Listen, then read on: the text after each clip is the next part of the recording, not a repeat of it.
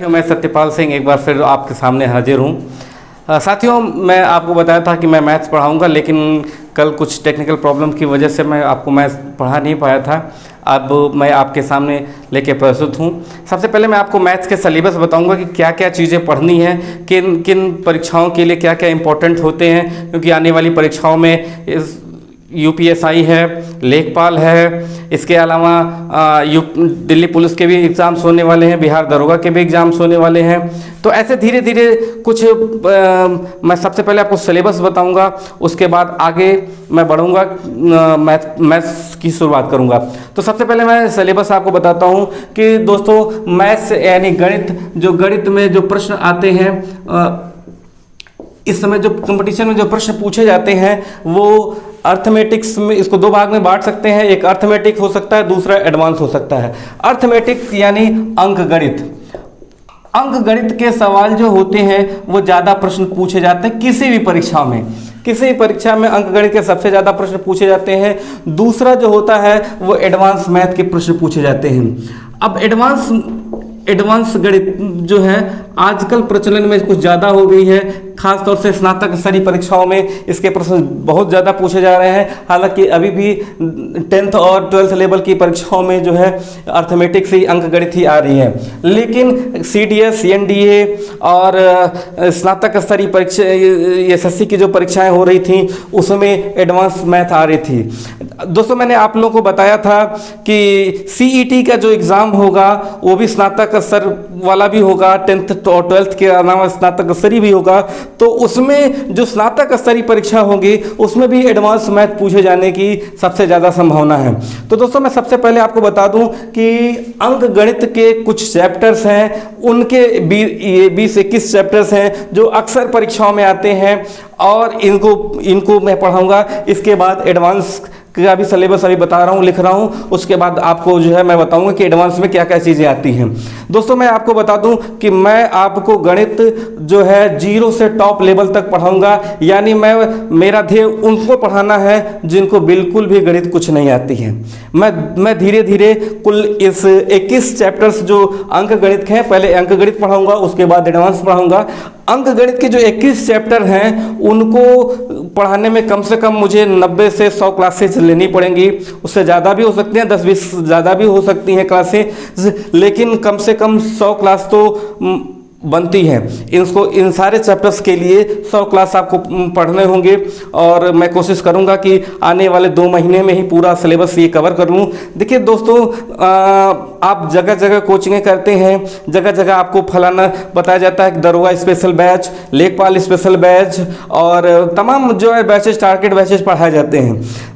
Math सब में एक ही आती है, इनके अलावा और कोई मैथ हो ही नहीं सकती है और मैथ आती भी नहीं है। बस केवल आपको जो है भरमाया जाता है कि आप ये दरोगा के लिए मैथ है, ये लेखपाल के लिए मैथ है। आप एक बार ढंग से साथियों, जिस तरह से मैं पढ़ाऊंगा 0 से टॉप लेवल तक, एक बार मेरे हिसाब से आप पढ़ लीजिए, उसके बाद बाकी आपको कहीं दोबारा पढ़ने की ज़रूरत नहीं होगी। शुरू से मैं 0 से शुरू करूँगा और टॉप तक के सारे सवाल चैप्टर्स वाइज मैं बताते जाऊँगा।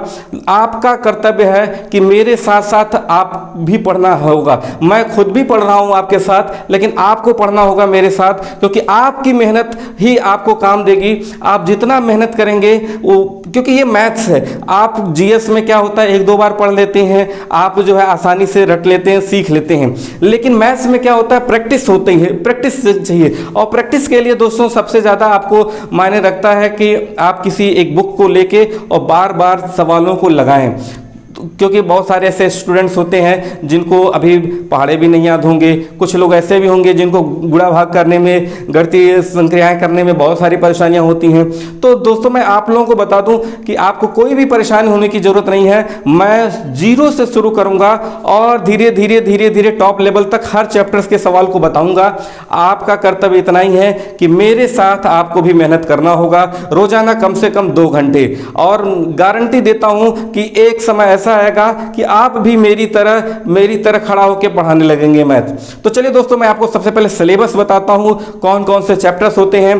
तो शुरुआत जो होता है, सबसे पहला जो अंक गणित की शुरुआत होती है, वो पहला चैप्टर जो होता है दोस्तों, वो नंबर सिस्टम होता है, यानी इसको कहते हैं संख्या पद्धति। संख्या पद्धति। और दूसरा चैप्टर जो होता है दोस्तों उसको कहते हैं फ्रैक्शन यानी भिन्न। ये सब छोटी कक्षाओं में पढ़ाए जाते हैं और आपके एक आध दो प्रश्न जो है वो परीक्षाओं में भी जरूर आते हैं, खासतौर से रेलवे की परीक्षाओं में तो अक्सर पूछे जाते थे। एसएससी में भी एक आध दो प्रश्न पूछे जाते थे, बैंकिंग में इनसे बहुत सारे प्रश्न भी मिल जाते थे। अगला होता है दोस्तों एलसीएम एंड एचसीएफ यानी लसअ, लघुत्तम समापवर्त व महत्तम समापवर्त, महत्तम समापवर्त इसको बोलते हैं। अगला चौथा चैप्टर जो है वो स्क्वायर एंड क्यूब रूट्स का है। इसको हम कहते हैं वर्गमूल और घनमूल। पांचवा चैप्टर जो होता है वो होता है घातांक व करणिके। छठा चैप्टर जो होता है वो होता है सिंप्लीफिकेशन यानी सरलीकरण। सातवां चैप्टर जो होता है वो होता है प्रतिशतता। आठवां चैप्टर जो होता है वो लाभ और हानि।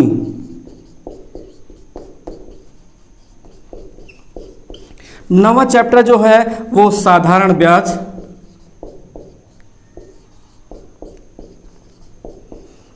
और 10वां चैप्टर जो है वो है चक्रवृद्धि ब्याज।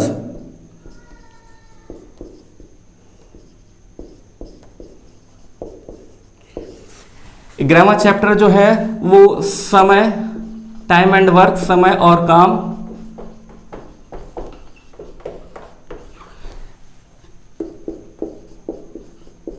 पाइप एंड सर्टेंस, पाइप और टंकी।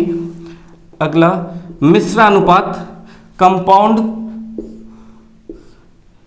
मिश्रानुपात। उसके बाद टाइम एंड डिस्टेंस, समय और दूरी। Train Aadhaar, problems on train, train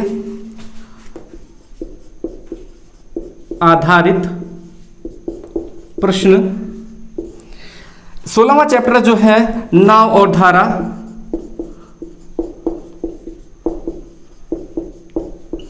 17वां chapter जो है वो रेशियो एंड प्रोपोर्शन, अनुपात एवं समानुपात।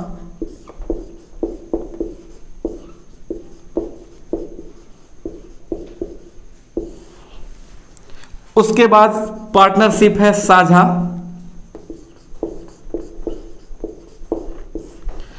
मिश्रण, मिक्सचर। औसत, एवरेज। और 21वां चैप्टर जो है वो आयु। तो ये 21 चैप्टर्स जो होते हैं मित्रों वो अंक गणित के होते हैं। इन 21 चैप्टर से ही छोटी परीक्षाओं में सबसे ज़्यादा सवाल आते हैं।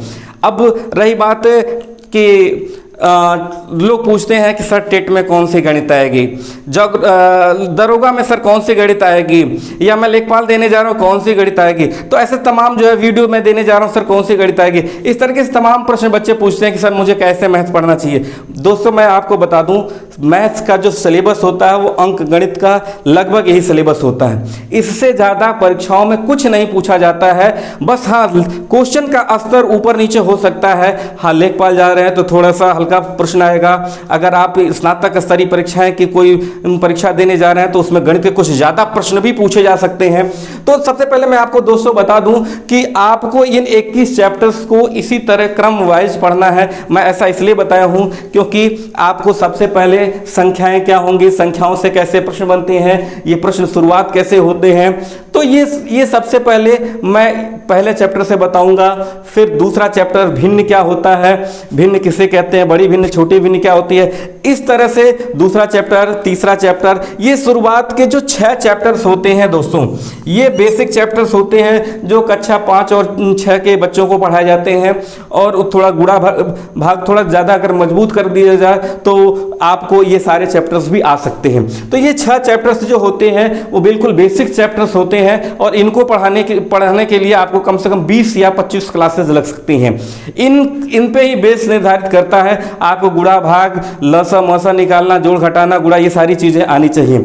इसके बाद दोस्तों हम ये जो शुरुआत होती है, ये जो 4 चैप्टर होते हैं वो लगभग एक जैसे होते हैं। मैं आपको जो सिखाऊंगा तो इन 4 चैप्टर्स को बिल्कुल एक साथ पहले परसेंटेज सिखाऊंगा, फिर प्रॉफिट एंड लॉस सिखाऊंगा, फिर सिंपल इंटरेस्ट सिखाऊंगा, फिर कंपाउंड इंटरेस्ट सिखाऊंगा, क्योंकि ये इनकी शुरुआत ही यहाँ से होती है और ये सभी जो है एक साथ लगभग होते हैं, एक जैसे सवाल होते हैं। तो इसलिए ये 4 चैप्टर्स जो है मैं एक साथ पढ़ाऊंगा।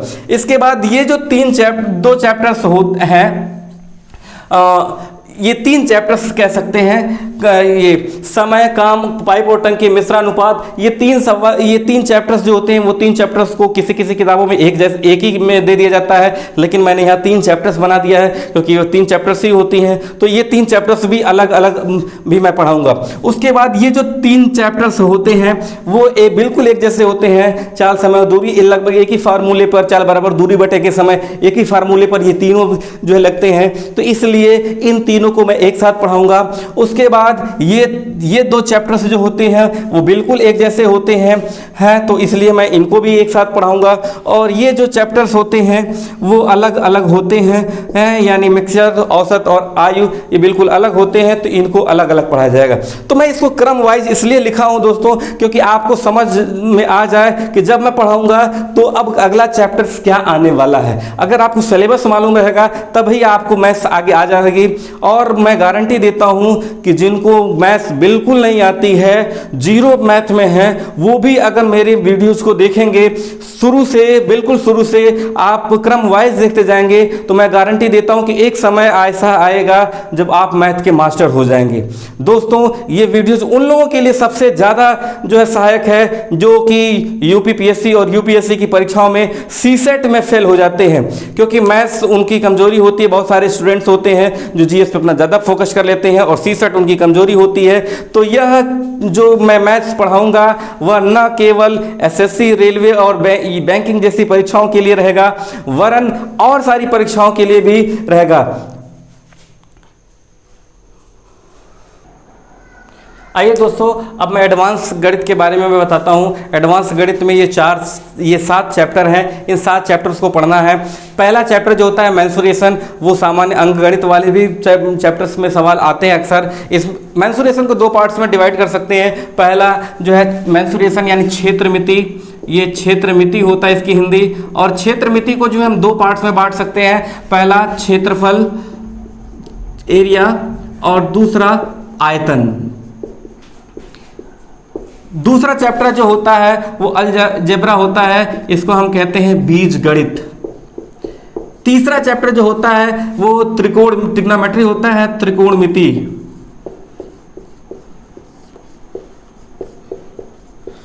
चौथा चैप्टर जो होता है वो होता है ज्यामिति के, और इसी के साथ मैं ज्यामिति के साथ ही मैं आपको रेखा, कोण और त्रिभुज, चतुर्भुज और उनसे संबंधित जो प्रमेय पूछी जाती हैं अक्सर एग्जाम्स में, उनको मैं बताऊंगा। इसके अलावा परम्यूटेशन एंड कॉम्बिनेशन होगा, इसको बोलते हैं क्रमचय व संचय।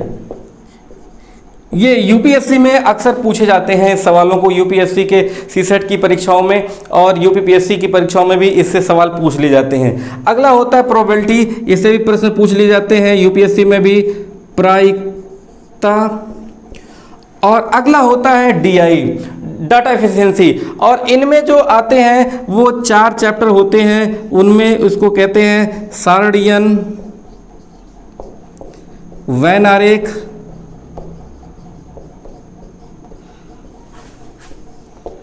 पाई चार्ट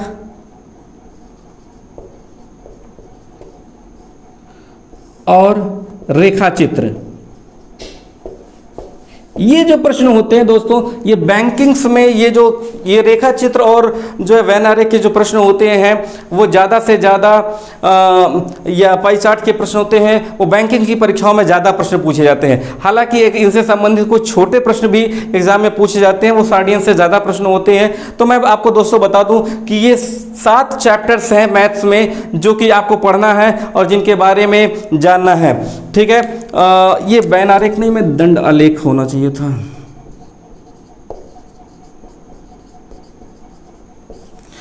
सॉरी दोस्तों, मैं वेन आरेख लिख दिया था, ये दंड आलेख है। तो ये 7 चैप्टर्स जो है वो आपको पढ़ने हैं एडवांस मैथ में। इनकी कम से कम 45 से 50 क्लासेस लगेंगी आपको इनको पूरा समझने में।